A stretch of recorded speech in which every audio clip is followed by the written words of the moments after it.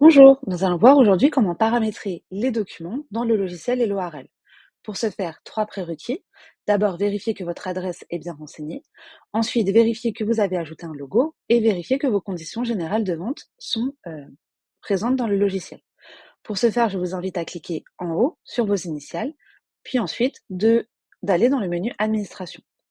Là, d'abord, nous allons aller dans Général, Configuration. Donc, à cet endroit, vous pouvez vérifier que votre adresse est correcte. Ensuite, je vous invite à cliquer sur Vente, Documents. Donc ici, vous pouvez ajouter un fichier au format image standard, JPEG, PNG, GIF, pour rajouter votre logo. Vous pouvez aussi jouer sur la dimension de votre logo pour qu'il soit plus ou moins grand sur votre document. Ensuite, vous pouvez cliquer sur Pied de page et en déroulant, vous voyez que vous pouvez ajouter dans le menu Conditions générales de vente vos conditions générales de vente pour les professionnels ou pour les particuliers. Et enfin, en pied de page, vous pouvez ajouter des informations légales, telles que votre numéro de SIRET, par exemple. Une fois que ces trois informations sont paramétrées, vous avez différents onglets dans du coup ce menu Vente documents. Donc vous avez différents onglets qui représentent les différents documents dans HelloRL. Si je prends le document de commande, par exemple.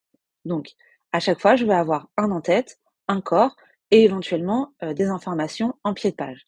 Les informations vont se paramétrer en cochant, décochant. Je coche, j'apparais, je décoche, je n'apparais pas. Et il ne faut pas oublier d'enregistrer les informations en bas, une fois qu'on a modifié un paramètre. Dans la partie corps, donc cela va représenter le tableau qui permet d'indiquer les produits qui ont été commandés, préparés, livrés. Donc je peux réordonnancer les lignes de ce tableau suivant soit le code produit, soit le libellé du produit, soit le numéro de saisie de la ligne, soit par catégorie de produit. Et ensuite, je peux choisir d'afficher ou non des colonnes dans mon tableau. Donc si c'est coché ne page affichée, ça ne s'affiche pas en tant que colonne. Si c'est cliqué afficher en tant que colonne, ça s'affiche. J'ai éventuellement la possibilité d'afficher des informations en sous-ligne. C'est-à-dire que quand une colonne est affichée en tant que colonne, elle sera présente sur le document, même si elle est vide. Par contre, si je l'affiche sous forme de sous-ligne, elle ne sera présente dans le document que si elle est remplie. Cela peut servir par exemple pour un champ personnalisé.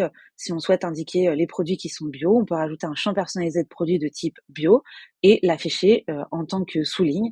Comme ça, on verra que le produit est bio seulement s'il est bio, si l'information est présente. Je peux aussi renommer mes colonnes en cliquant du coup sur les stylos.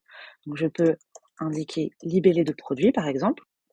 Et si je veux revenir au libellé initial, je clique sur les deux flèches qui tournent l'une sur l'autre pour revenir initialement au libellé initial. Et enfin, je peux ordonnancer l'ordre de mes colonnes. Donc là, je vais avoir d'abord le libellé, ensuite la quantité, puis le conditionnement, puis le prix unitaire et enfin le montant. Si je voulais avoir le conditionnement avant la quantité, je clique du coup sur la flèche à droite du tableau pour pouvoir monter la colonne conditionnement au-dessus de la colonne quantité. Et enfin, une fois que j'ai fait toutes ces modifications, je n'oublie pas d'enregistrer. Donc je vous laisse parcourir les différents onglets pour voir les informations qu'il est possible de paramétrer.